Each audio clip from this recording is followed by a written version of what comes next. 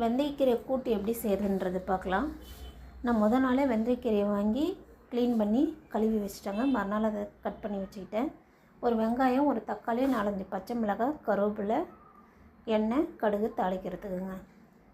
ஒரு சிறுபருப்பு ஒரு 50 கிராம் எடுத்து வேக வச்சு நான் வச்சுக்கிட்டேன். ஒரு 2 விசில் விட்டு எடுத்து வச்சுக்கிட்டேன். எண்ணெய் ஊற்றி கடுகு போட்டு வெடித்ததும் கருவேப்பிலை, பச்சை மிளகாய் போடுங்க.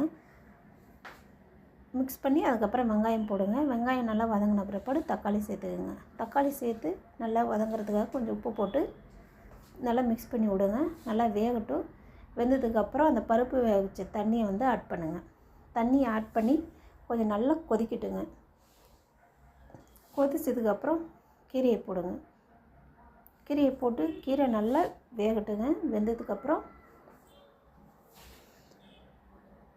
பருப்பு வேக வச்சு வச்சுருந்தால அந்த பருப்பை மிக்ஸ் பண்ணி நல்லா ஒரு 5 நிமிஷம் கொதிச்சதுக்கப்புறம் இறக்குனா சுவையான வெந்தயக்கீரை கூட்டு ரெடிங்க. வெந்தயக்கீரையை தனியாக நம்ம பொரியல் மாதிரி பண்ணும்போது அதில் கசப்புத்தன்மை இருக்கும், சாப்பிட்றதுக்கு ஒரு மாதிரி இருக்கும். இந்த மாதிரி பருப்பு கூட சேர்த்து செய்யும்போது நல்லா இருக்குங்க.